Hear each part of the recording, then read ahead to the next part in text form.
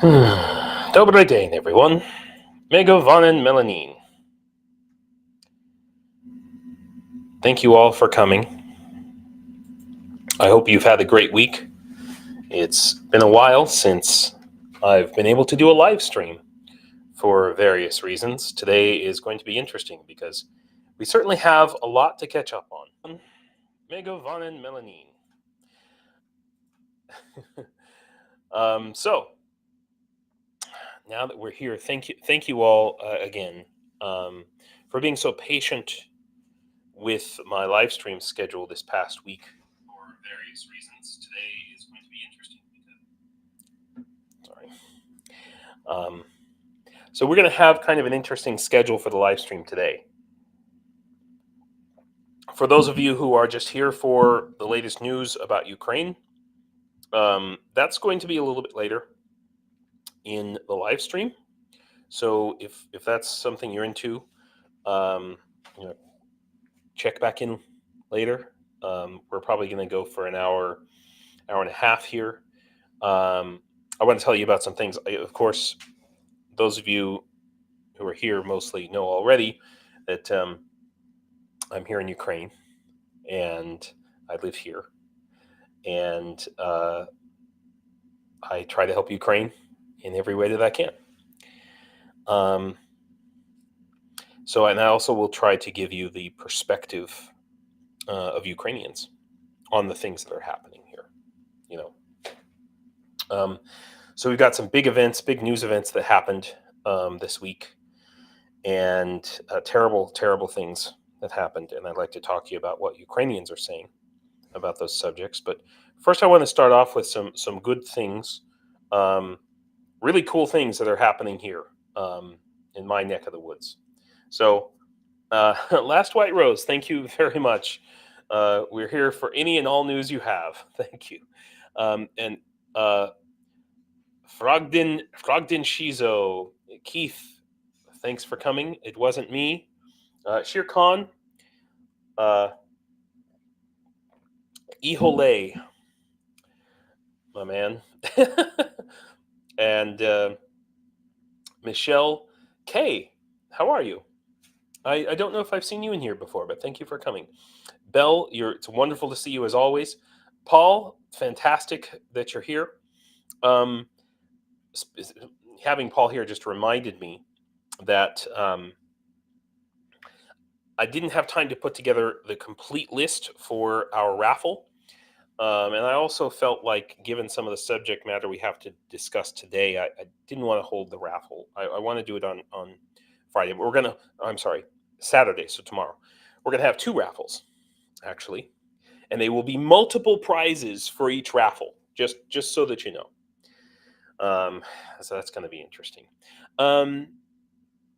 Let's see. It wasn't me. Posted earlier, before the stream began, that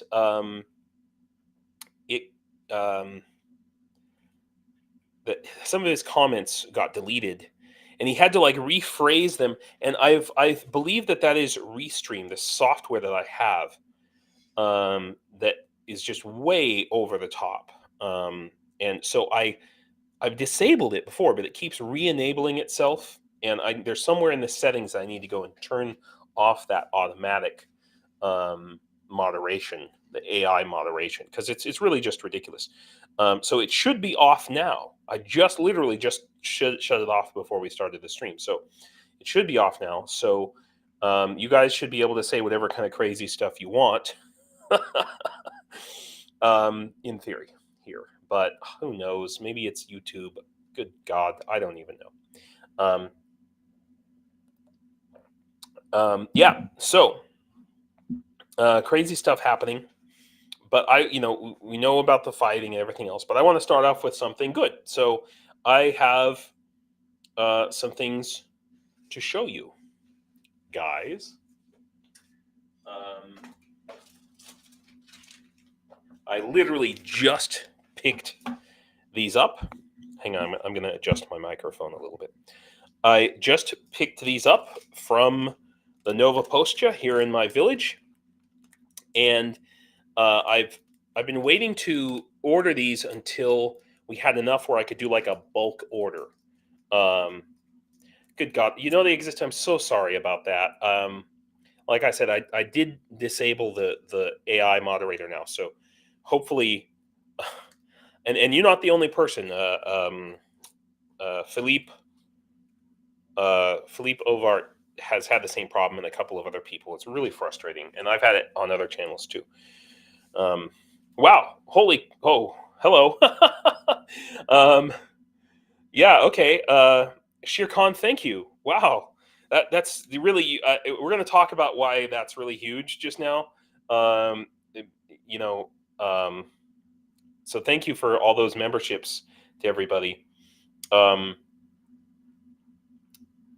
Oh my gosh, Bell, yes, about the DOJ indictment against the paid Russian news agents here in the U.S. Yeah, I hope that is just the first. I hope that that's just the beginning. And Catherine, yeah, so you just finished volunteering. Awesome. Well, I'm glad you could come.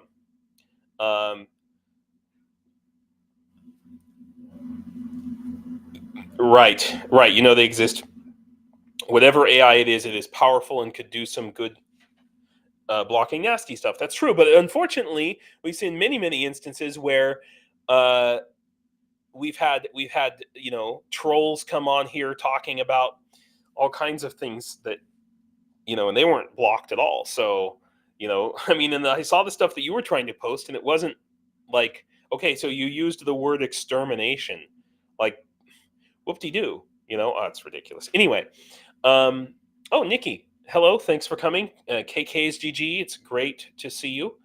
And Michelle, anyway, here it is. One of you guys bought this, and this is it's basically a video card.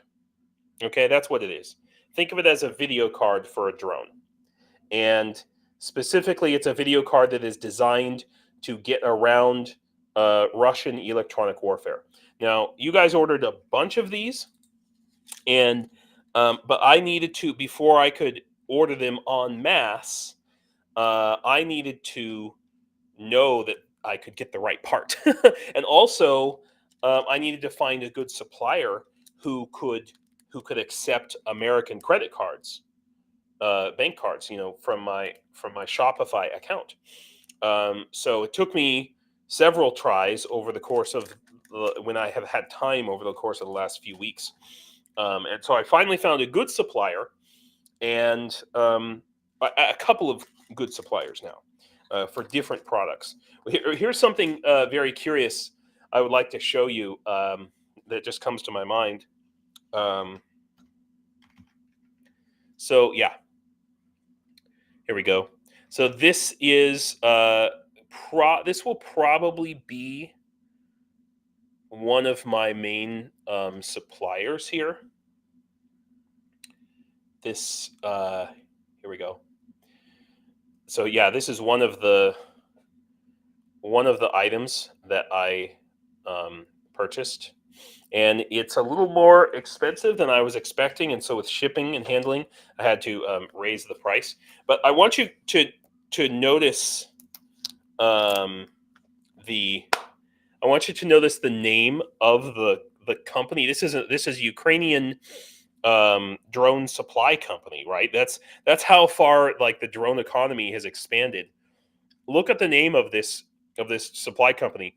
It's called Hobbit. It's the Hobbit Drone Complectiochi.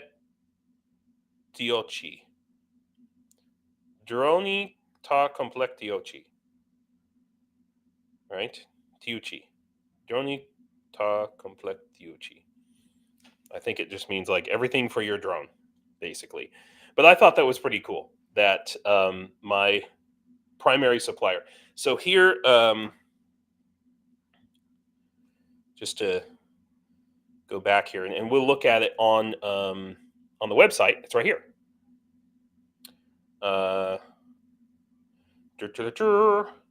So this is the item that you guys are purchasing, and I'm need to adjust because different suppliers have different prices for these things, and they fluctuate all the time.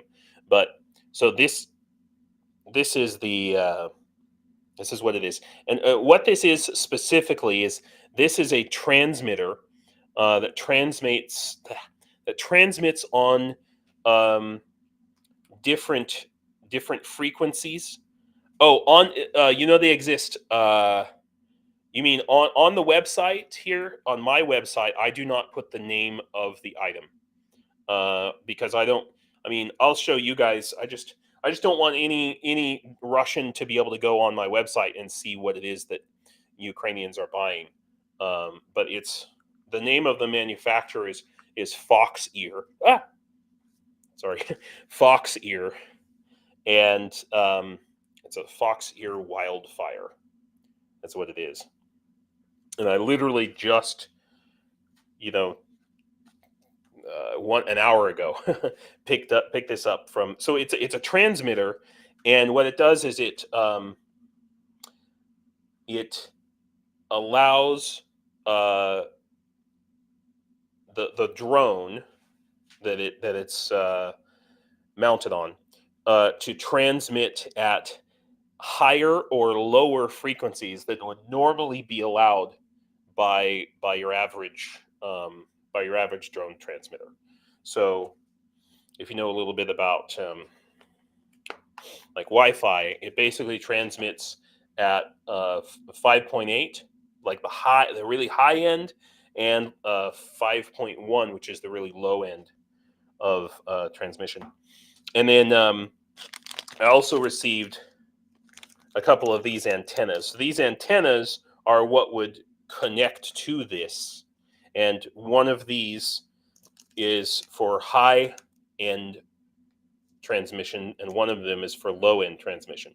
So what that allows the drone to do is if the Russians are blocking one end of the signal range, it can switch to the far low end, and it's more difficult. It's not impossible, of course, but it makes them more effective. So, and I still have some more items to order, obviously as a test. So, for example,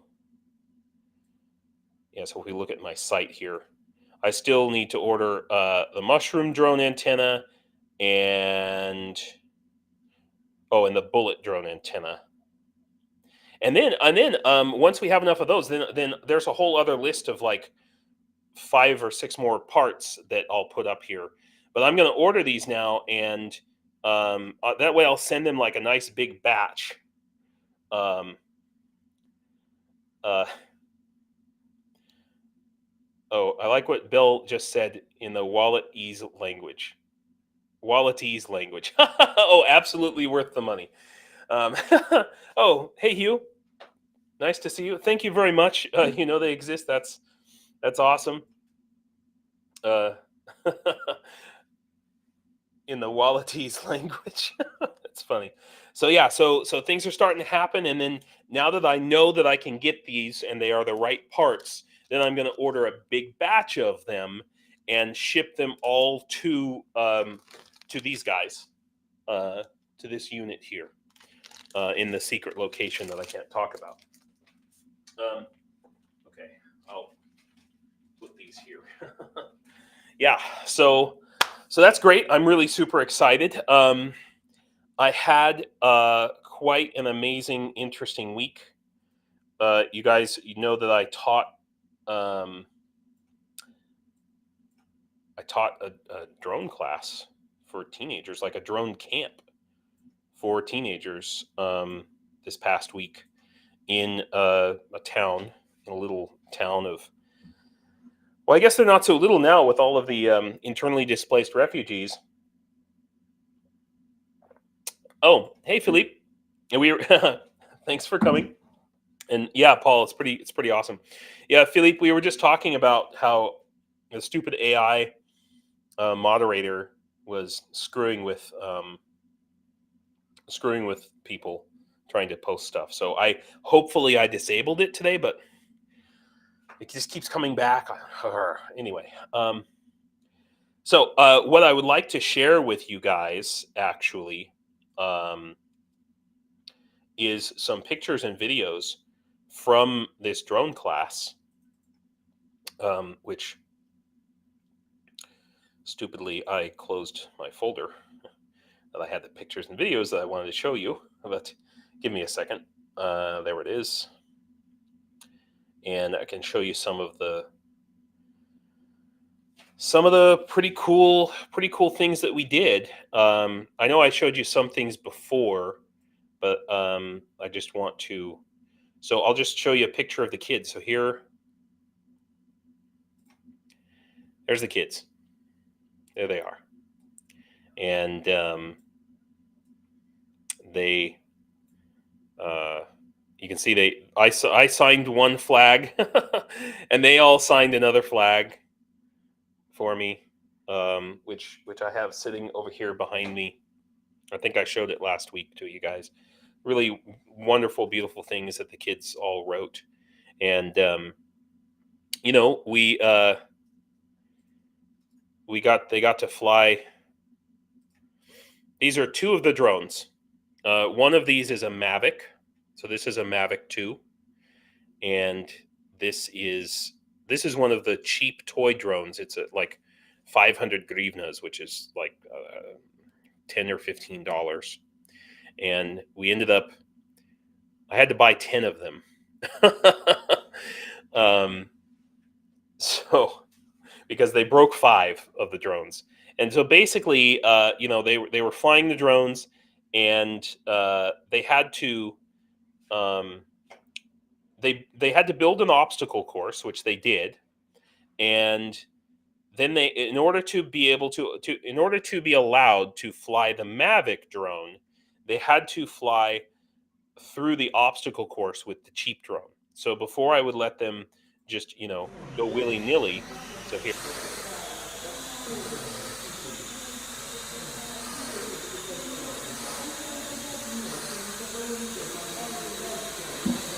There you go. Pretty cool, huh? I mean, this is after hours and hours and hours of practice, and it's still difficult.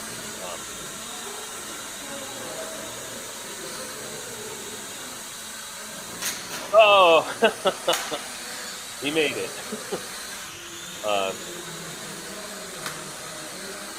So yeah, yeah. So that's part of the obstacle course that they had to fly on. And then if you look over here on the right hand corner, those tables over there, that's the soldering area, and you'll see there's 2 girls over there who are literally by their own choice sitting at a desk doing circuit board soldering, if you could believe it. Like, I don't think I have video of them, but I have video here of. Let's see. Hang on. I'll close this, and I'll bring up this. There we go. So here we go with one of the kids, learning. It's a short video, but learning circuit board soldering, and they were really into it. I was surprised at how much they really, kind of took to it. And then last time, the thing that I couldn't share with you last time was.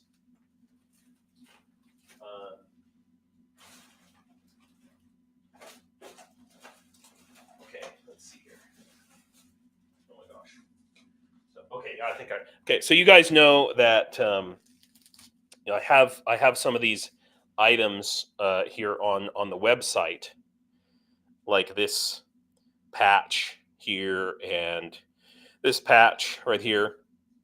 You guys have ordered some of those, but I have some extras in stock. And let's see, maybe the exist says maybe glue a chunk of sponge on the bottom for a shock absorber. That's not a bad idea. I think in the last class I taught, not this one, but the previous, we measured these. We measured how much, because these are just cheap, very cheap drones. We measured how much weight they could carry, and I think it was 30 grams. But I'm sure that we could find a piece of sponge that's less than 30 grams. That's not a bad idea at all, really. Of course, the floor is not the only issue. They also, for the first time you pick up a drone, you basically you fly it straight into the wall most of the time, to be honest. Yeah. So, and we actually did have a sacrificial drone that it was the first drone to die, and I really just wanted to have something to show. I wanted to have a drone that I could take apart to show the kids, like, this is the inside of a drone. This is what it all is. This is what the different parts of it do. So so the first drone that died, you can see here, I was able to, I took it all apart, or I had one of the kids take it apart, actually, most of it, and I kind of helped. And then I was able to point out, like, inside, like, this is the power controller, and this wire goes to this thing, and that wire does that thing, which they were absolutely fascinated by, which is frankly surprising to me that they were as interested in it as they were, in fact. Thank you, Frogden Shizo. Yeah, so at the end of the whole thing, and I'm not sure if that I have videos of this. Maybe I do. Did I not? Oh, no, I guess I didn't save the particular videos. But at the end of the whole thing, we had kind of like an awards ceremony. Sounds like KKGG says, sounds like me when I get up in the middle of the night. Hello, Wall. Yeah, pretty much. So I had kind of an award ceremony so every kid got a patch. Okay, so, like, for example, this patch here that you can see was for most improvement. Yeah. So some of these, look at it. If you look at some of these kids, they're really young now. The girl here, she did not actually do any drone flying, but she did.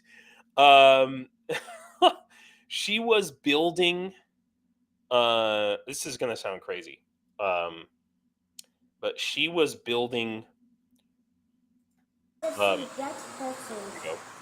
She was building Хорошо. tripwires. Amazing. No Good joke. job. Like, I didn't Uh-huh. teach her to do this. I don't know. I think she must have learned it somewhere. But she was basically with these batteries, and these are like audible alarms.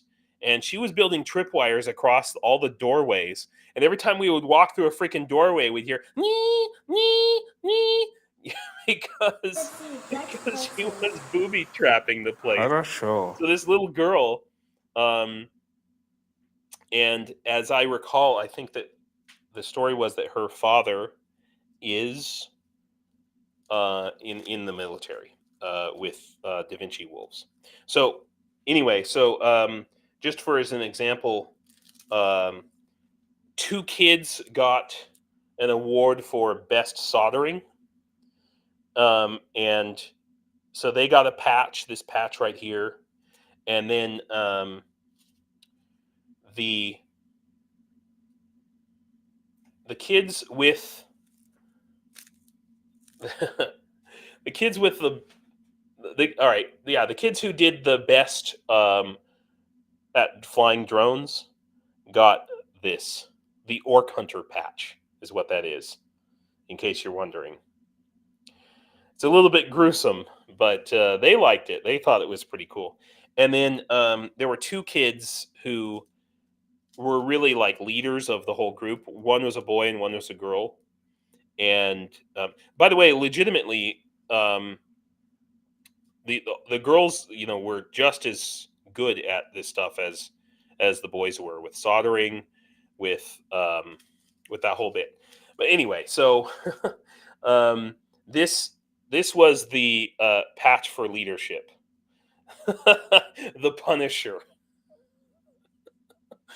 Honestly, the two kids who got this patch, they really handled for me. I didn't have to deal with any, you know, like discipline problems or attitude problems or anything like that. The kids were very much self-regulated, and the two who got the leadership patch, they were also happened to be they were the actual best drone flyers as well.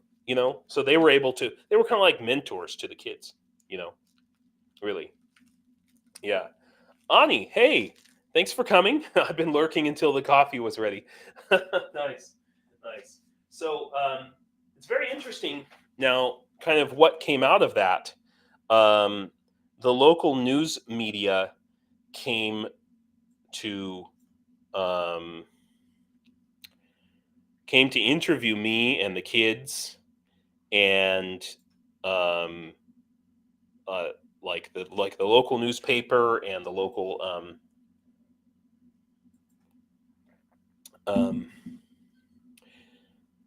TV channel is what I meant to say.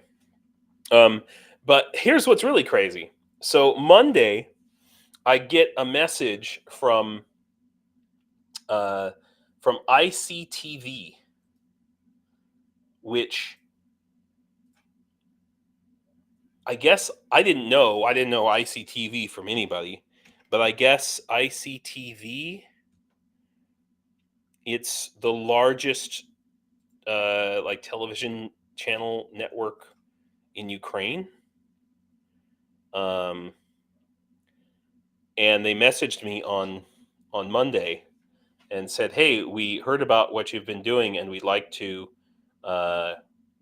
interview you."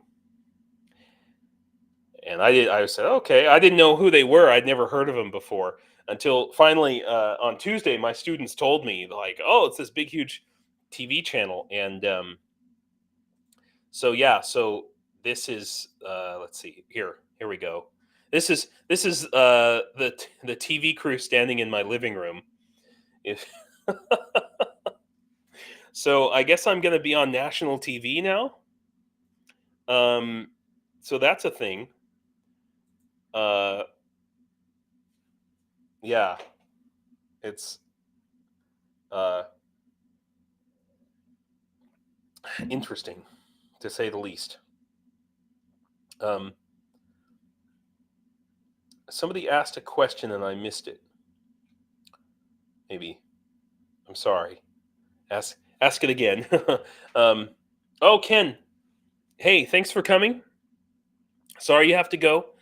And yeah, I know Cheryl said she was going to have to leave early too. It's just, the power didn't come on until 7 o'clock. And anyway, but at least I have power today. So, yeah. Whenever what's funny is I stopped at the grocery store after I picked up the parts, after I picked up the drone parts. I stopped at the grocery store on the way home, and the cashier was like, "Oh, hey James, we saw you on TV." So but I think it was the local channel, so I don't think the national has aired yet, because they actually came to my house yesterday. They spent 2 hours interviewing me, and you know, it was interesting. So yeah, Shirkan, so much for a low profile, right? Yeah, I guess. What are you gonna do? But something really good that came out of this is that I told them, I told them, you shouldn't be surprised because this is the thing. Like, Ukrainians are always so surprised that there's a foreigner, especially an American, uh, coming to their country to help, and they're like, "Oh, this is crazy. Why would you come to Ukraine?" I'm like, "There's thousands of us here. There's thousands of us here in Ukraine, fighting in the military, in the International Legion, volunteering." I told them about Catherine. I told them about you. I told them about Greg, not Greg Terry, Greg Huey, who I interviewed a few weeks ago, who's in Kyiv, doing like 3D printing and stuff, and I'm like, yeah, there's all these people here. You really need to talk to some of them. And so I today, literally just today, put them, these two ladies here. I think the lady with the black hair there, put her in touch with my former commander in the International Legion, who the one who runs the actual like intake barracks where all new recruits come. So yeah, so she and I literally put them in contact today, got them in a signal group, and they were supposed to have a like a phone call meeting today at 6 p.m. to arrange. Oh, my student canceled this morning because apparently Italy has worse internet than Ukraine. Yeah, no, every one of my Ukrainian students who travels outside of Ukraine complains about how bad the internet is outside of Ukraine. So, so anyway, uh, so I just said, listen, there's so many, just in the International Legion alone. A lot of Ukrainians don't even know that the International Legion exists. You know, so uh, oh, nice. Today's the birthday for a sweet 15-year-old, summer 1973, Cape Hatteras, who invited me for a beach breakfast. Um, Wait, what? I went way out past the breakers in Tarzan mode and found an 11-year-old boy barely alive. Wow, that's crazy, man. So you basically saved a kid from drowning. That's craziness. Um, Lynn, thank you. Thank you so much for that.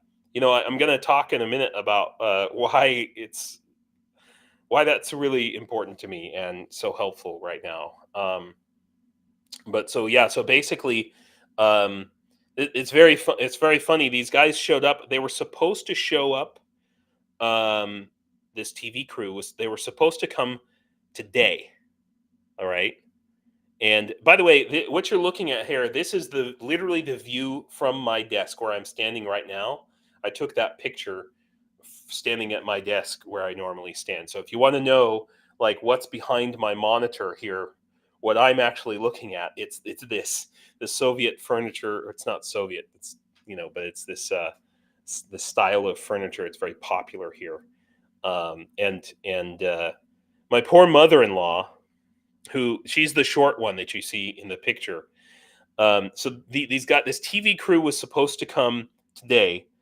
I was teaching a lesson, and I saw the message pop up on my Telegram, and it said, "We're here," but it was Wednesday, and they were not only had they already arrived at my house, they were an hour early than they were supposed to be, and a day early than they were supposed to be.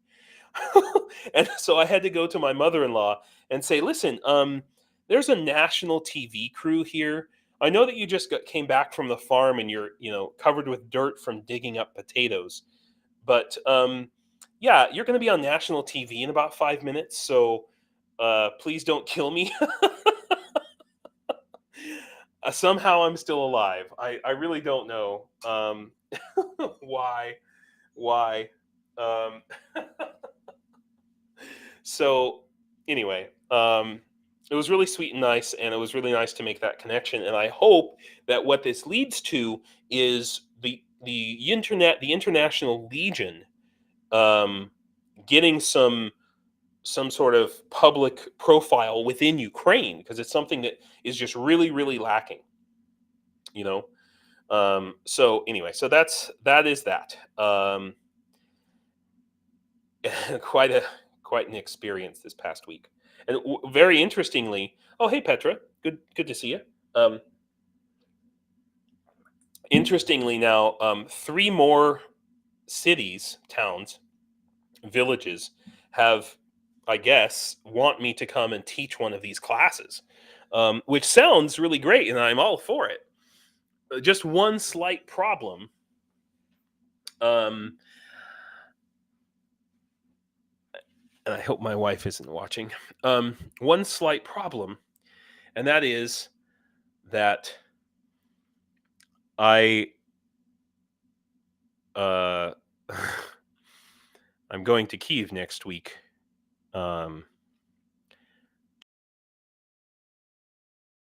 To join the army. And it looks as though, it's going to take a little while. I'm going to spend most of the week registering, going through the whole registration process, and all the freaking paperwork and all that crap.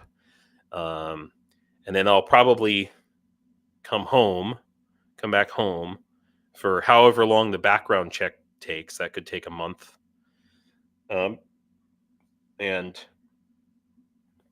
But effectively, basically, I'm unless something. I know I'm jinxing myself when I say this, but unless something bad happens, I might be finally in the Ukrainian military, not in the International Legion, but actually joining the drone force. So I'm really excited about that.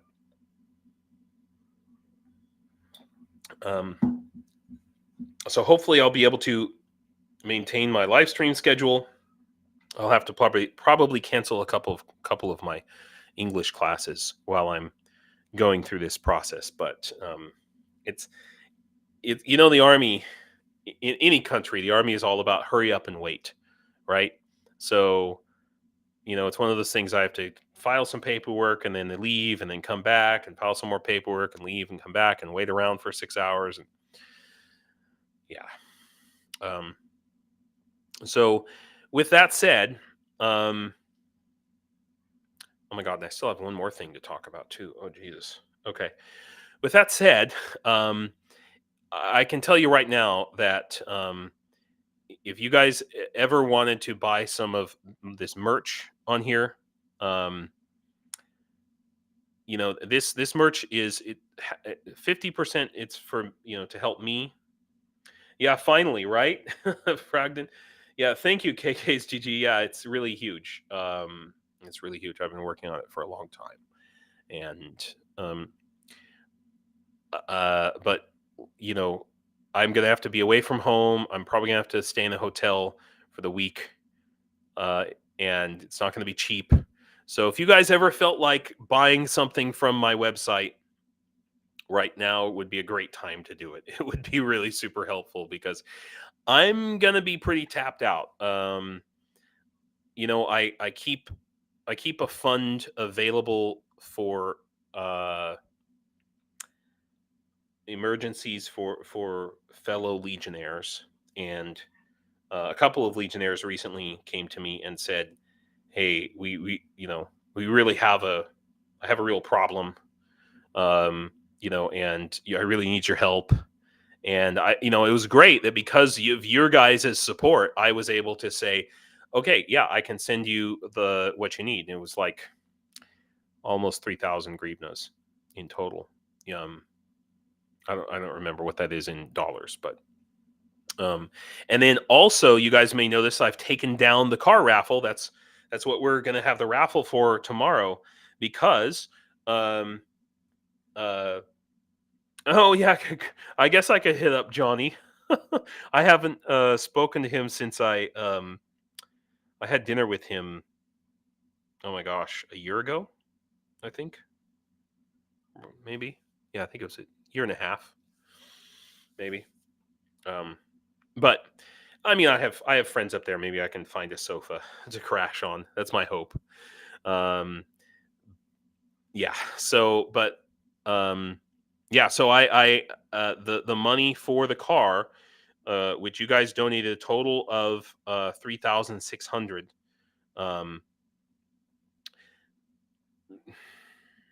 Which, okay, 3,600, except one person.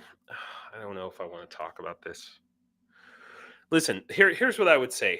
Okay, this is something really important. All right, if you are the kind of person who would make a donation to any cause, okay, and then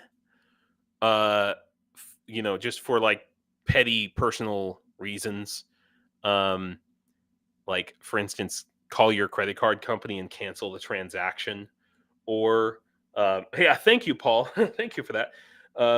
Paul just bought a couple of patches. Thank you so much. Or for example,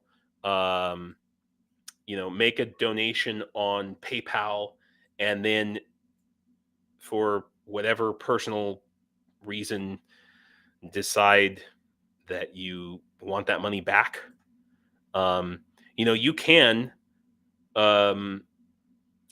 actually force, in most cases in America, you can force the credit card company or PayPal to take that money back. And I'm sorry to say that someone did that. Someone took. I think they did it twice. So someone who in our group who was actually very helpful on the Discord and was a regular on this channel up until a couple of months ago, decided for whatever reason they didn't like me or something, and basically took $97.25 out of the car fund. Yeah, it's fucked. It's fucked up. Almost $100. And like, I'm not making any money on that. I mean, that's all went. And here's the fucked up thing about it. Okay, so let me explain what that car that we are buying, and I'm gonna go to. I'm actually gonna show you a picture of the car. I think I showed you a picture of the car before, but I need to show it. So it's actually like a hatchback. Okay, and so this car belongs to a Ukrainian whose wife has cancer, literally has cancer, okay, and needs surgery, and the guy is selling the car to pay for this surgery, which I guess can't happen in Ukraine for some reason. He has to. I don't know what the situation, why he has to pay for it. I don't understand that part, but and it's literally, you're not just taking like money away from soldiers who need a car. You're taking, yeah, here we go. This one. Okay. So this car, all right, that we're buying for Casey. Now, Casey is the guy who was supposed to, I was supposed to do a live stream with him over the weekend, and that was really annoying. But anyway, the point is, please, if you're the type of person who's going to, hey, Last White Rose, it's okay. We're here in the long term. Okay, I understand that you can't have money all the time. In my life, I either have money or time. You know what I mean? And to be honest with you, I would have more money if I wanted to either spend my time teaching more English classes than I do, or well, thank you, Lynn. Thank you very much. You know, or if I wanted to go back to doing IT work. And for me, to me, it's almost selfish to go and get just like an IT job. Thank you, Petra. That means a lot, Yeah. So, okay. Well, with that out of the way, with good news, mostly good news there. Let's get into the news for this week, because I mean, yeah, the Russians have lost a lot. I mean, they're losing 1,000 or more every single day, right? But okay, guys, I've been talking about Pokrovsk, and now everybody's been talking about Pokrovsk. Um, so I'm actually not going to talk about Pokrovsk all that much, except to say, oh, Cheryl, how did they get access to the fund? Cheryl, when you make a on PayPal, when you send money on PayPal, you have the option to request that money back, and basically PayPal will give it back. He messaged me. And the guy told me some bullshit, basically. It's just crazy stuff, and I don't know. It's a little bit painful even to talk about. But yeah, basically, and the same is true with like credit card transactions. You can contact your credit card company and cancel the transaction, and when you do that, it puts a huge black mark on your account. Like I have Shopify, for example. Wow, Paul. Thank you. I hope I can live up to your yeah donation. But anyway, yeah. So to make it a short story there, Cheryl, you can request that money back through PayPal and through your credit card company. And it when that happens, it's possible, if that happens enough time, it's possible to get your account canceled, like PayPal and wow. Okay, Belle. Thank you again. Holy crap. Thank you for all these members. Oh, hey, Secular Sakai is here. What's going on? Um, all these wonderful people. Or maybe Secular Sakai is not here. Oh, that's right. You're right. Because these are people who have been on in the live stream, but are not here now, right? Because oh, Herb, thank you for coming. Well, I'm glad you got the note now. You're here. We're just getting into the news, Herb. We talked about really some pretty cool stuff that's happening on my end and has happened on my end. Oh, wow. Someone I never heard of tried to ask for $299 on my PayPal. I rejected it. Yeah. Wow. Crazy. Yeah. So anyway, just, yeah, don't do that. Anyway, so the point is, yeah, Pokrovsk, everybody's talking about Pokrovsk now. I'm glad.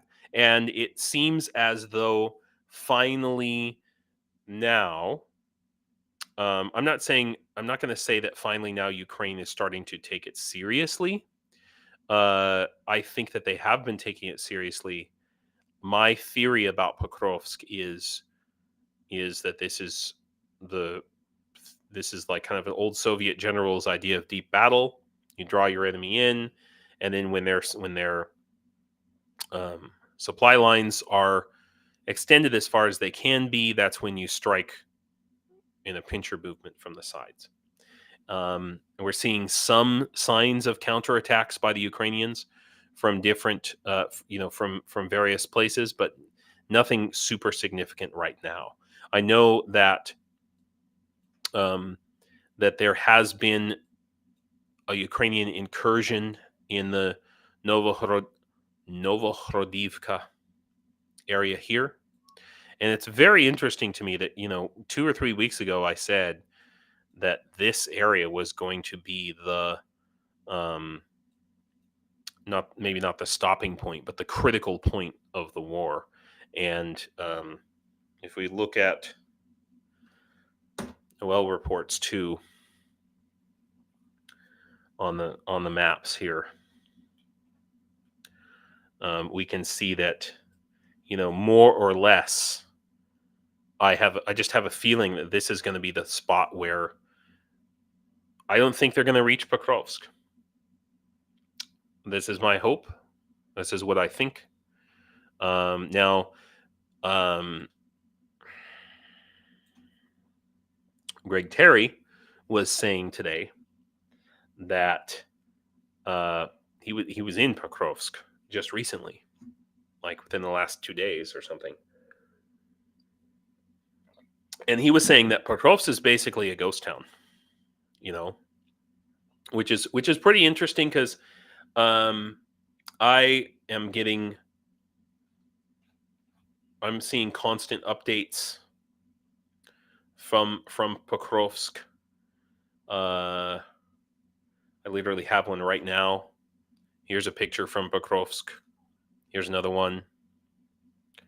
But I'm not sure that this is actually from Pokrovsk or if it's another part of Ukraine. I have to translate this. Message. But I'm actually on the Pokrovsk city, like the mayor's telegram channel. Okay, so these are general Ukraine pictures. Let me see if I can find some. It's interesting. So what's interesting is, JPH, thank you for coming, my man. By the way, I don't remember if I can thank you enough for your help with the car. You really made it happen, by the way. Oh, we have we have a troll. So nice. So nice to see you, Mr. Troll. How are you? I hope you're getting paid well for selling your soul. Yeah. Anyway, so it's pretty interesting to me that what Greg Terry was saying about Pokrovsk, that there's a lot of reports that like 2,000 children are being removed from Pokrovsk every day, and people are being taken out of Pokrovsk every day. I wonder about that. I wonder if actually those buses are coming into Pokrovsk to take people out, and they're not taking people out. They're taking people in. I just wonder, because the pictures that I'm getting from Pokrovsk for the last couple of days have not been pictures of people actually in Pokrovsk. So I don't know. Reporting from Ukraine talked of fighting retreat when artillery support was withdrawn and the infantry had to scramble out in Ocheretna, Pokrovsk salient. Yeah. No troll opinion. Save the Ukraine. So here's the problem, right? This is how we know that he's in Russia, right? Because he said the Ukraine.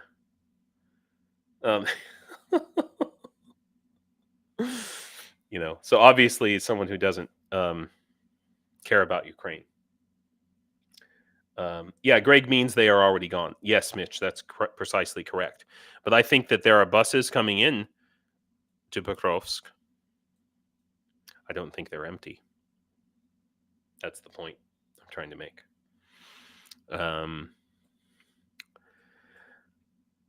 That is my hope, right? So, yeah. Anyway, so let's move on from Pokrovsk, guys. Because really, okay, actually, Troll, you are boring. You're not saying interesting things. So, have a nice day. I know trolls feed the algorithm, but that was a boring troll. Like they weren't even like using AI. They were just like, I don't know. was boring. And plus, I want to talk about stuff that I don't want trolls to be bothering me right now, to be honest, because I really want to talk about. Where's my news article about this? Yeah, this one right here. This is, look, guys, to let you know, Ukrainians are pissed. Pissed. I mean, obviously at the Russians. Bonus potato night tonight. Trolls in panic mode after tenant media charges. Yeah.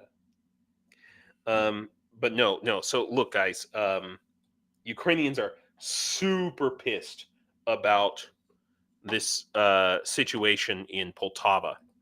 Okay. And obviously, we are pissed off at the Russians for sure.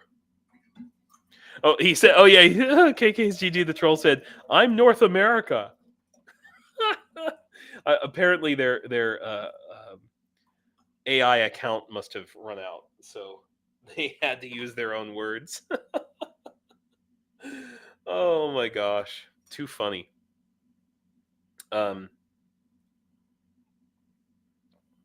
So, in any case, the point I'm trying to make here is, and the thing that Ukrainians are asking is, why the hell was there a here we'll go to the original article. Okay, see that this is a little bit, I'm not saying it's a lie, I'm not saying it's propaganda, okay, but they say Russian attack on educational institution in Poltava. Why the hell are they saying this was an educational institution as if it was not a military target? Okay, because it was, don't call me a troll, but I'm letting you know that it was a military target. I think maybe they're trying to hide the fact that it was a successful attack on the military target, but this was an attack on, here we go, Poltava's Institute of Communications. And by the way, military institute. Okay, this is the place where they teach people like me. All right, network engineers, telecommunications engineers, people who build the internet. The internet that Cheryl, that your student was complaining about. The reason that Ukraine has as good of internet as it does is because of these people. And now it's looking like 55 people killed, 328 injured. That is a huge, huge loss for the Ukrainian military and Ukrainian society in general, but especially the Ukrainian military at this such a critical time, when there's all kinds of electronic warfare going on, and communications on the battlefield is absolutely so key. And so people in Ukraine are going like, why was this Institute of Communications in Poltava to begin with? I mean, obviously, it was a known target. It had been there since Soviet times. And, I've been to Poltava a couple times, more than a couple. Okay. In fact, Il Pirata, who's one of our frequent guest lurkers that in there, he might be listening. We passed through Poltava on our way back from Kharkiv, delivering drones to the front line. So we stayed in Kharkiv and delivered drones to the front lines. But anyway, the point is, driving through Poltava, it's a nice city. But here's the problem. I mean, it's not front line, but it's 2 steps away. Okay. It's, within, if you're firing something from Belgorod district, I mean, you can reach there. There are missiles that can reach Poltava even from the south, as I understand. And it's not the first time that Poltava has been struck. And this institute, I guess it was the Institute of Telecommunications in the Soviet Union, you know, and it's like that's what Ukrainians are angry about right now, really angry about. And then the second thing, and I'm probably going to talk about this again. I'm going to bring it up again. Who? This is the question Ukrainians are asking: is who allowed this institute to continue to be? Why couldn't it have been moved to freaking Lviv or even Cherkasy would be better? You can't tell me that there's not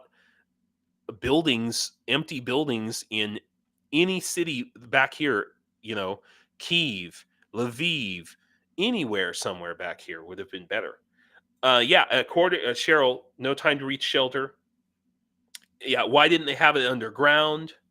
You know, it's stupid with a capital Stu, and it's a major failure in terms of Ukrainian military command, to be honest.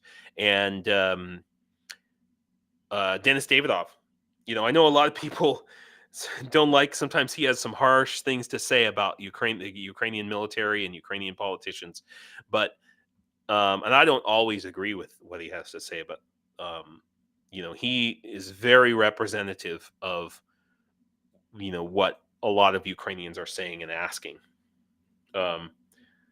Mr. Nobody, is this a rap?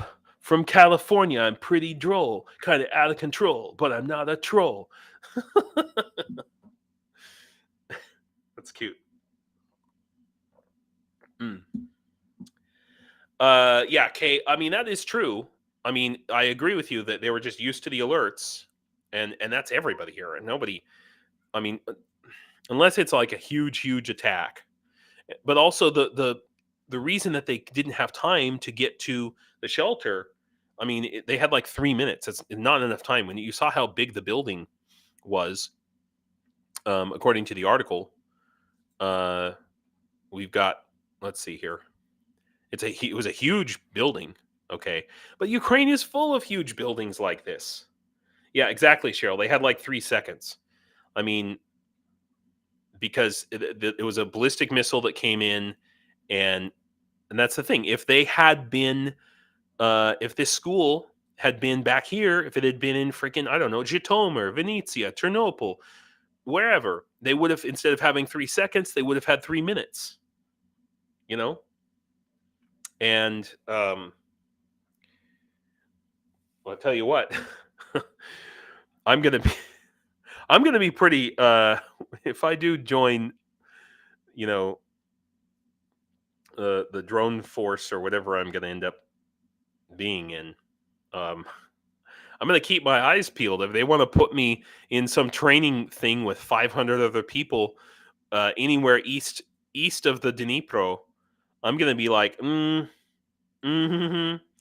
yeah. Can I get a second opinion on this? Can we have another commander take a look at this? Oh, hey, Canti. Waking up at the crack of noon. Um, so yeah, it's a real mess, and I think it's very important not to shy away from problems. Not to, I mean, yes, we're all pro Ukraine here, except for that one troll, and we can't close our eyes to problems where they are, and that's a part of being the people of free societies. It's our responsibility as citizens, unlike the people of Russia who refuse to take responsibility. And by the way, I just want to mention, okay, I have way too many windows open. I think I'm going to close some of them because it's getting crazy town. I'm going to close this. I hope I don't regret that. Okay. I hope I don't lose track. I have so many freaking windows open. It's ridiculous. Oh, and I'm going to close this here. There we go. That will help. Okay, so inside Russia is what I wanted to bring up. Inside Russia did a really good, and there's also a channel called Headshot that you, wow, if you type inside Russia and it's, okay, I might as well just go back because here's inside Russia right here. He has had. I mean, I don't agree with everything that he has to say, but he has some pretty good videos. In the recent one that he had, maybe it was a live. Oh, here we go. This is this live stream right here. Who is responsible for Ukraine? When Russians, I think he meant when will Russians start taking responsibility for Ukraine? And he has a really good description of, how Russian society, this is why people are attracted to autocracy, because you are absolved of responsibility. You don't have you just don't have to worry about it. You don't have to think about it.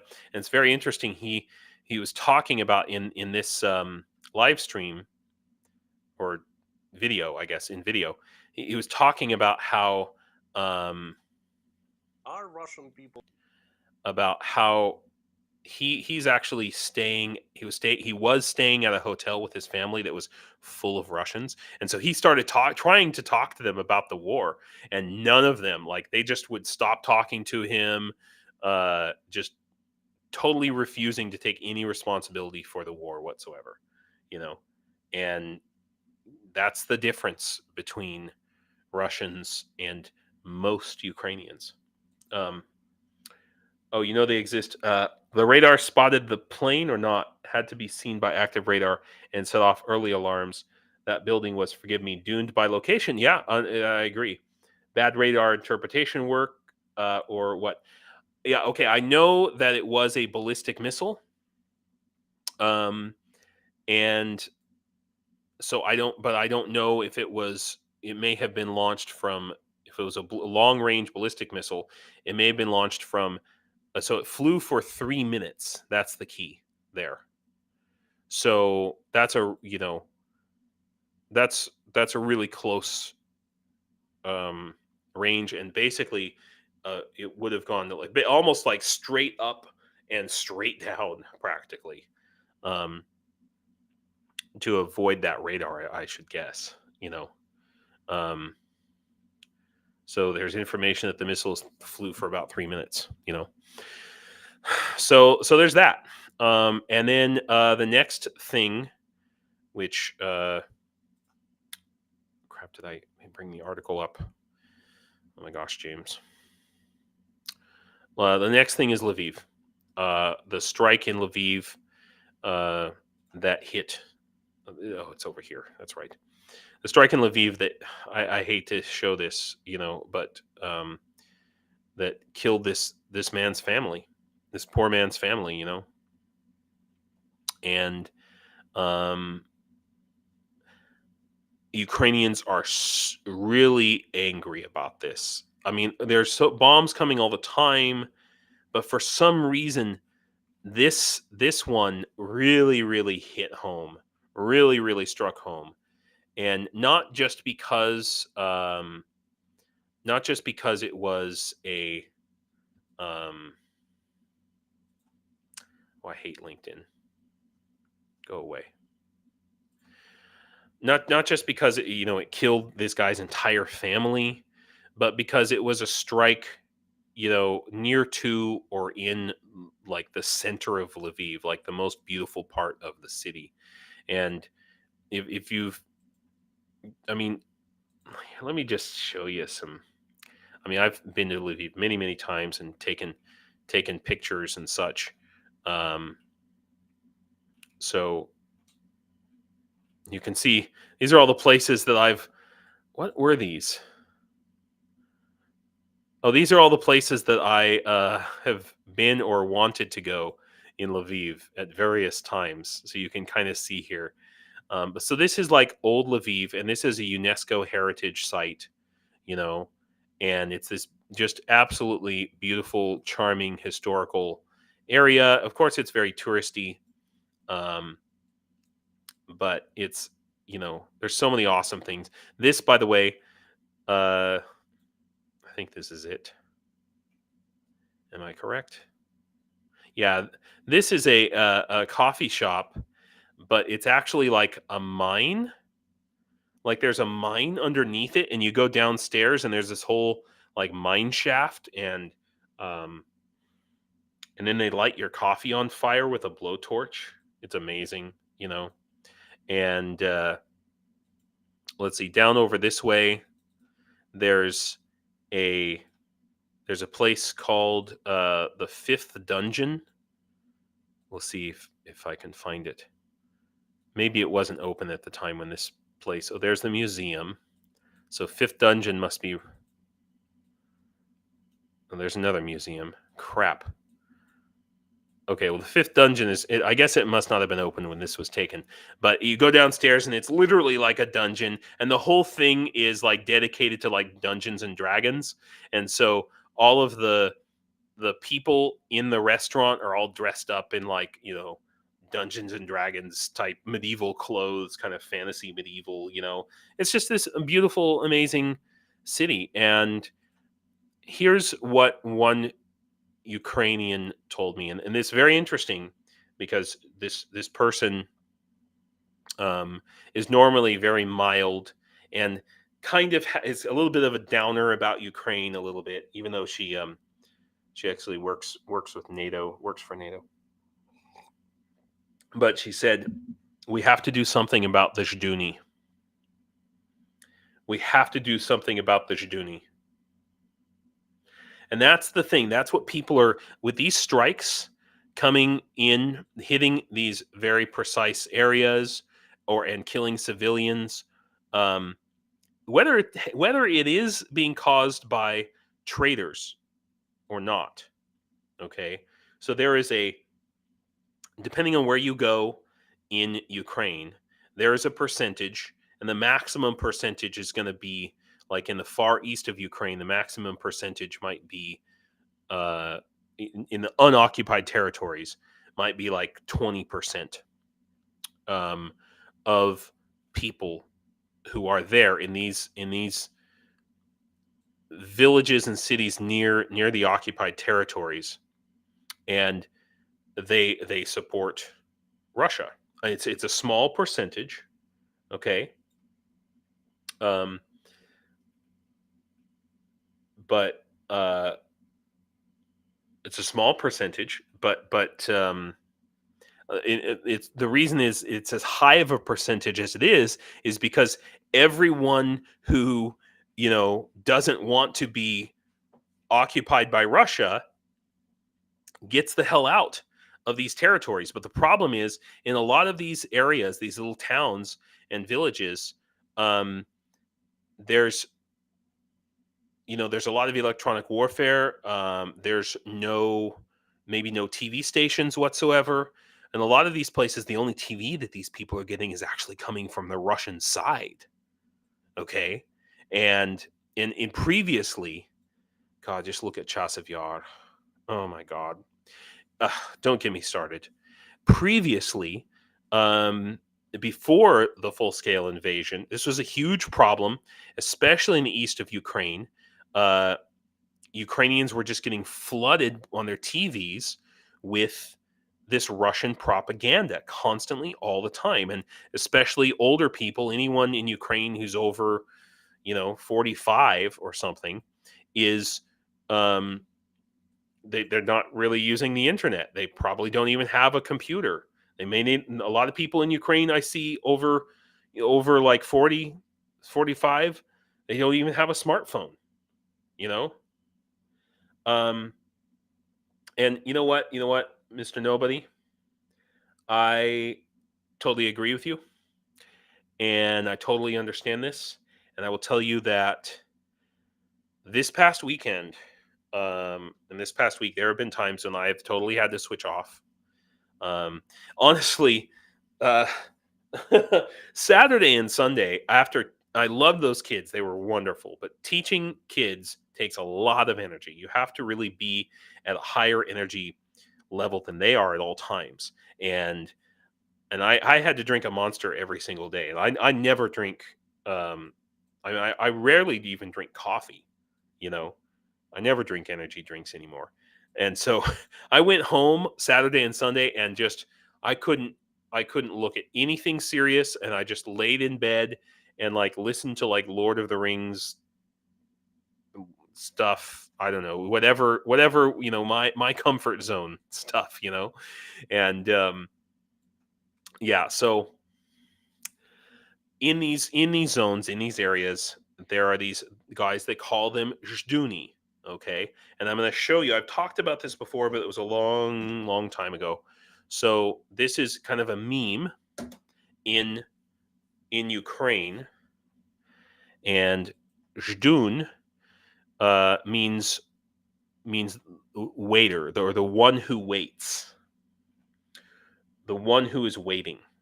And this is actually a famous sculpture in it's actually in the Netherlands of all places, but this has become a very famous sculpture in not just in Ukraine, but in Russia and in many post-Soviet countries. And it's a metaphor for these people in these countries who are waiting for the return of communism. And in Ukraine, they're waiting for the return of Russia, quite frankly. And some of these people do more than wait. Some of these people, a small, uh, Cheryl, I like this. Uh, Cheryl says, I don't switch off. I get angry and call and write politicians. I love you, Cheryl. If I ever meet you, I'm going to kiss you. Just be ready. Biden, Kelly, Pelosi, anyone. I'm afraid my letters are becoming less polite. I'm not afraid. I believe it. I'm happy. um, yeah, KKSGG. Yeah, basically after my live stream, so which I will be ending here shortly, because my God, I'm already an hour and 17 minutes. After my live stream, I will not. I'll have to do some little stuff, but like after about 9 o'clock tonight, I have to turn everything else off, and I'm just gonna do things that soothe me, and so I can get to sleep before freaking midnight, for Christ's sake. Anyway, so it's very interesting that my otherwise mild mannered student said to me, "We have to stop the Zdun. We have to stop the Zduni. Zdun is singular, Zduni is plural." Shere Khan, I think that's fair. Burnout has prevented me from going back. This shall change shortly. Yeah, you have to step back and take a break sometimes, and then you come back to it. And this is true for Ukrainians too. I mean, to be honest, I think it's the reason that my guest didn't show up last weekend. Also the fact that he's totally nervous. He's more nervous about going on a YouTube live stream than he is about, facing off freaking Russian special forces or whatever, which is hilarious. Um, so this is something this is bubbling and boiling in Ukrainian society. And I just wonder, how long is it going to be before in one town or another, maybe one city or another, maybe Poltava, maybe it'll be Kyiv, maybe it'll be Lviv, maybe it'll then be some random city here, when one of these Zduni gets hauled out into the street and beaten. Maybe not to death, but people know who they are. Like I don't know because I don't speak good enough Ukrainian and I don't know whose uncle is married to whose sister's cousin's brother. But in these, small towns especially, people know, you know. And one of these times, maybe it'll be in Kryvyi Rih. I know that there was, some attacks here in Kryvyi Rih recently. One of these times, there's going to be some bomb that falls and it kills the wrong person's family. And that guy's going to go and he's going to just say, I'm going to find every Zhduni I know.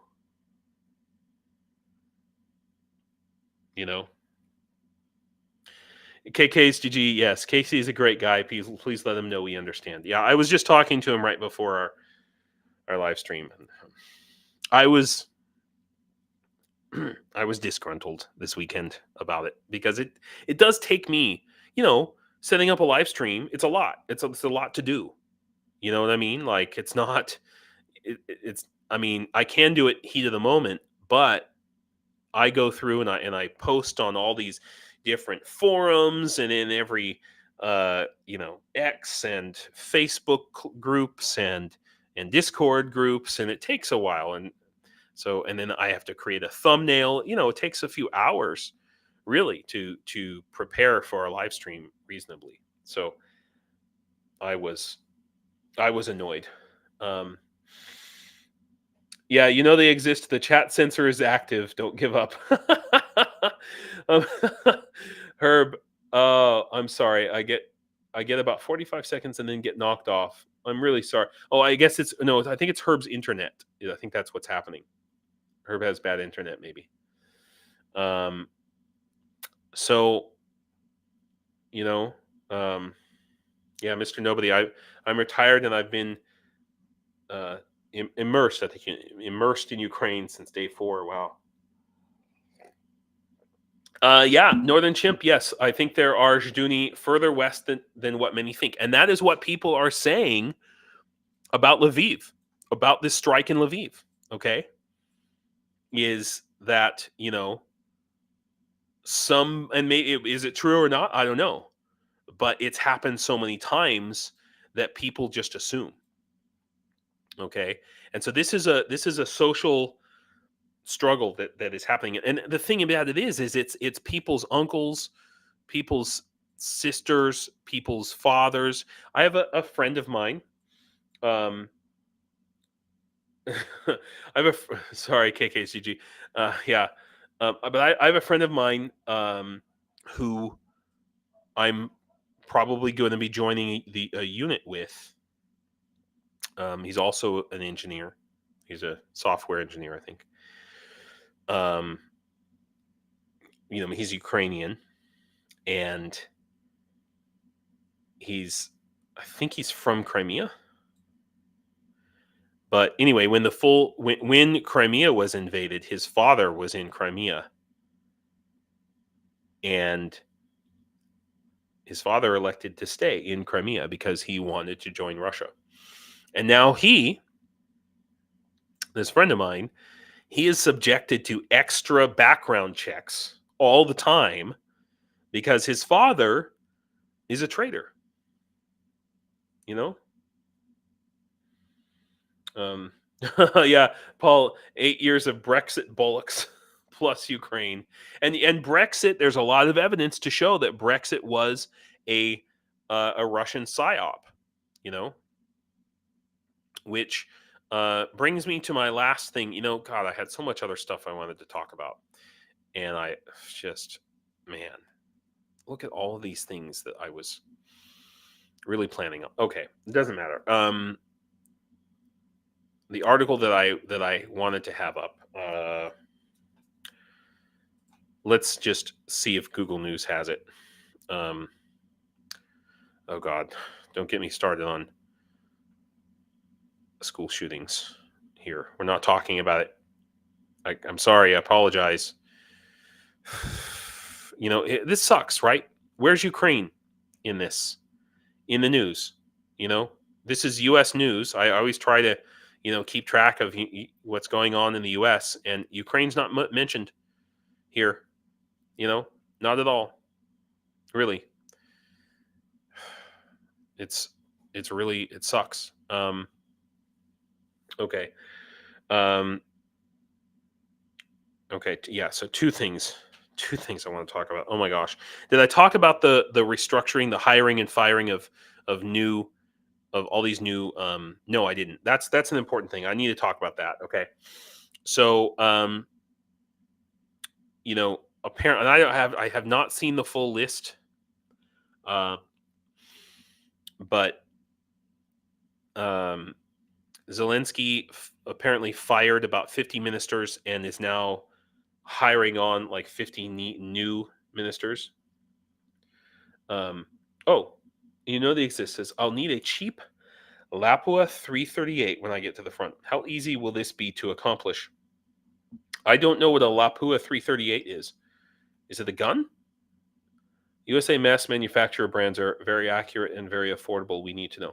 I do not. Yeah, just tell me what a Lapua 338 is. Hang on.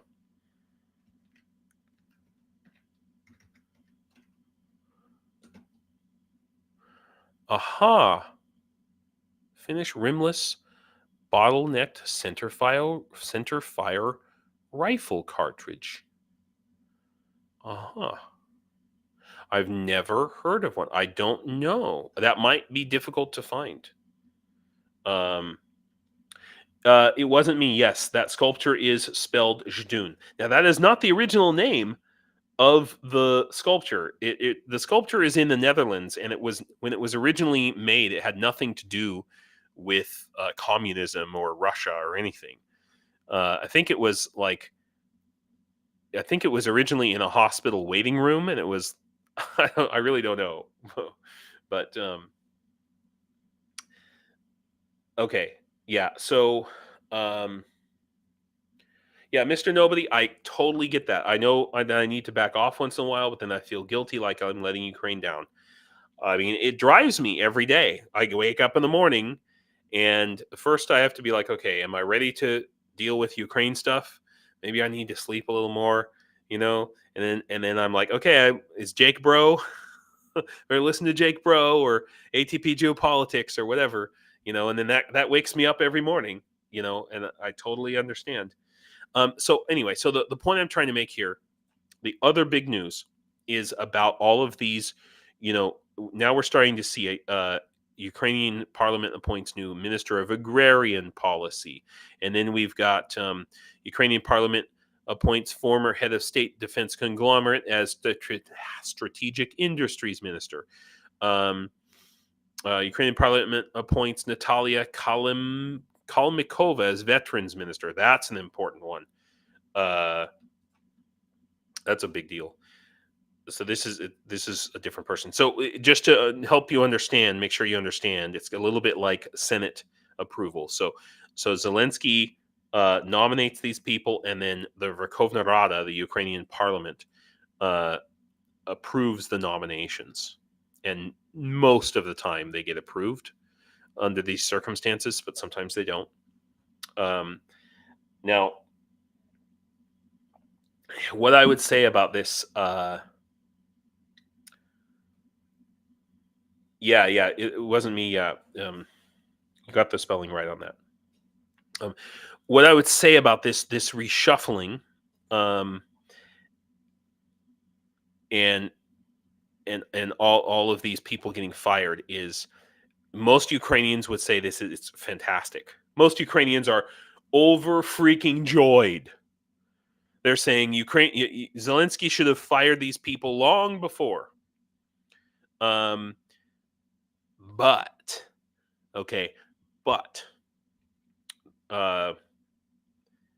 who are they? Are they just shuffling people around, like shuffling a deck of cards? That's not going to help the situation, because the main issue here is corruption, and corruption, and basically Russian moles in the government. So it just remains to be seen what who these people are, and they're announced. We have to see a full list. I think it really, I think it's dumb that they fired everybody and then announced the names of the new people. They should have announced the names of who the replacements are first. Like they should be in place before the guy walks out the building, the original guy. So the Minister of Culture and Strategic Communications, all of these different ministries being replaced. Now, a lot of people are going to be taking a close look at these guys and saying which one of them. I mean, basically, the assumption by most Ukrainians, honestly, really honestly, is if you are in politics, you are corrupt. Okay, straight up, period. That's it. Basically every Ukrainian that you talk to, and they've been angry and getting angrier that Zelensky hasn't been doing enough to root out that corruption. Now, the number one source of corruption, every Ukrainian will tell you, the number one source of corruption is the Ukrainian parliament. Okay, and remember that the Ukrainian parliament, the size of the Ukrainian parliament is almost half of what it was before the war, because a lot of the first of all, a lot of the parliament members are in Russia now, right? And a lot of them got banned. Some got thrown in jail or what have you, because they were part of the pro-Russia party.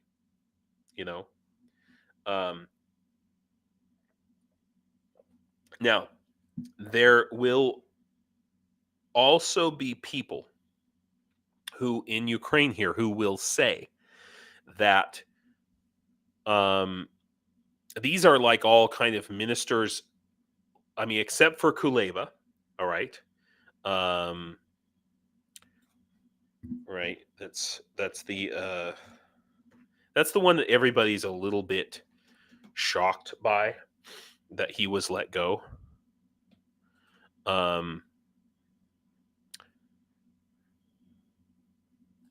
So some of these articles are really critical, and I don't know how much these people actually know about what's going on. But also just consider that Zelensky's term as president, if we were not under martial law and having a war. Aha, Cheryl, I'm really glad you brought this up because I was about to bring it up.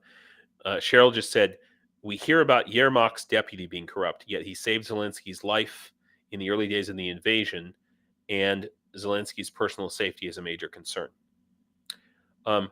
Oh, Ani, thank you. Ani says, first time checking out your merch store. Awesome stuff. Love the family story behind the coins. Yeah, that is my wife's parents, and they're wonderful people. That man is a god among men. I'm here to tell you. The desk I'm sitting at right now, he built. Amazing. Like because I've been having these back problems, and I'm in physical therapy for my back, and so sitting at a regular desk, I need to have like a stand-up desk that's taller where I can shift and stand up, and then this. And I was going to build this desk myself. Oh yeah, Frag. Yeah, Rick is rambling about that the past days. Yeah. I'm letting you know about. Okay, I'm talking about like 5 different things at once here. And I'm sorry. So the desk that I'm sitting at, it's made out of 2x4s, by the way, which is perfect for me. I don't like anything special. But it's like a stand-up style desk, and I was going to build it myself, and I drew a picture of it because I wanted my father-in-law to get out some wood because he had a bunch of wood, and I was like, hey, I'm going to use this wood, and then I went on a bike ride, and when I came back like an hour later, the desk was built. He just built the desk. So anyway, yes, thank you for mentioning that, Annie. Okay, so going back to Kuleba here. I think just remember that this would be probably roughly about the time when Zelensky would have been starting his second administration. So in a way, they just it's what he would have been doing anyway. Okay. Cool, Mr. Nobody, thank you for coming. And I would like to say that I'm so glad that you guys are such a good group of people. I mean, you guys make me feel good every time. Sometimes I come here in a real bad mood, and you guys make me feel great. And I see that you're doing that with other people too. So you guys must be amazing, Um, don't ever say you don't feel like you're doing anything, because you just helped somebody today. But yeah, the one guy. So Cheryl, I think you mentioned Yermak, right? And Andre Ukrainian will tell you that guy is corrupt. That guy's he had a Russian passport. He might support the Russians. Now I don't know upside down or backwards. Okay, to be honest with you, I don't know enough about Andrei Yermak. Kuleba seemed like a nice guy. He seemed like a good guy, but I mean, maybe they're Zelensky's like, hey, we need you to get these long range, long range uh, missiles, and you're not doing it. So we're either get us the long range missiles or you're fired. Well, that sucks, because how what's he gonna do? Slip a pill into Joe Biden's drink or something? I mean, you know. Oh, thank you, Yogi. You're a moral star for us to follow. I try. I don't know. um, yeah. So Andrei Yermak. Everybody says that I've talked to in Ukraine. Um, everybody says that this Yermak guy is like the most questionable of anyone. And a lot of people say he's like the second president, of Ukraine. And so I'm surprised that uh, he's not being let go. Or maybe I should say I'm not surprised. But a lot of people in Ukraine will say, yeah, we won't believe that any of these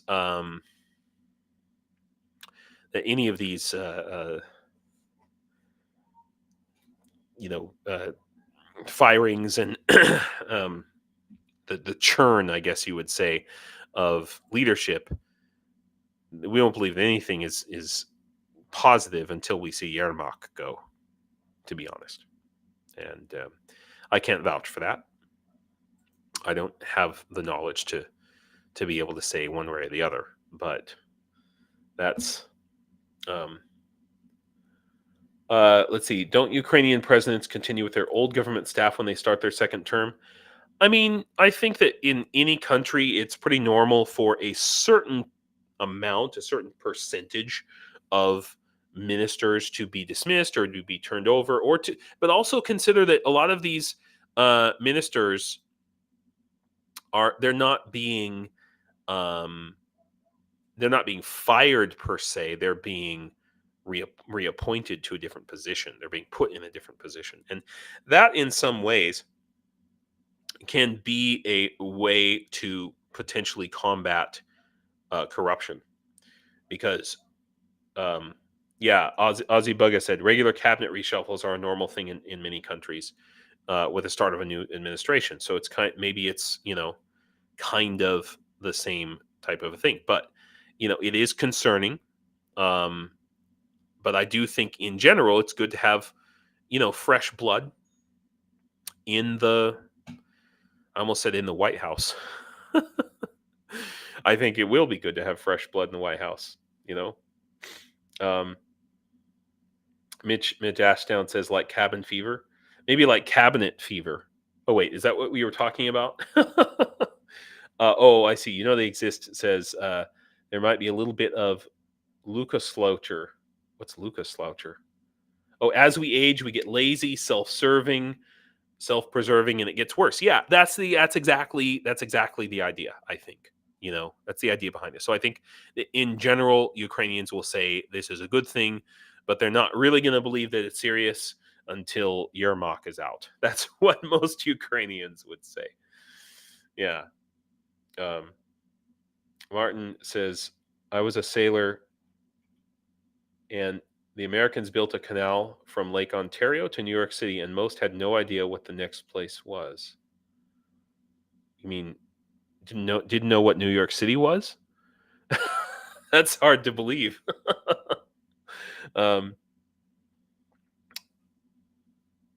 Interesting. Reasonably informed progressive Democrat in an interview said she'd never heard of the Sea Babies. Yeah. Yeah, I mean, not everybody keeps up with it like we do. Well, listen, guys. Thank you very much for coming to this live stream today. And like I said, do what you can to support Ukraine. If you can help me as I begin my transition into the military, this is where you can help the most. You can always make donations through YouTube as well if that's easier for you. But YouTube takes kind of a high percentage, like 30% or something, whereas Shopify takes like 3% or something like that. And if you like any of this cool stuff, it takes me a while to send it. I it's like every 6 to 8 weeks is how often I pull all the orders together and send it all in one big batch. But I am getting ready to do that shortly, because I'm going to be I'm going to be ordering and sending out a bunch of these things. But it'll be when I come back from registering with the military. So I'm not going to do my full order of things until the week after next, basically. So thank you, everybody. Tomorrow, we're going to do a raffle live stream. We're going to have 2 raffles. It's going to be awesome and amazing. Thank you very much for all of you for coming. Slava Ukraine, and do pobачення. I love you all. You're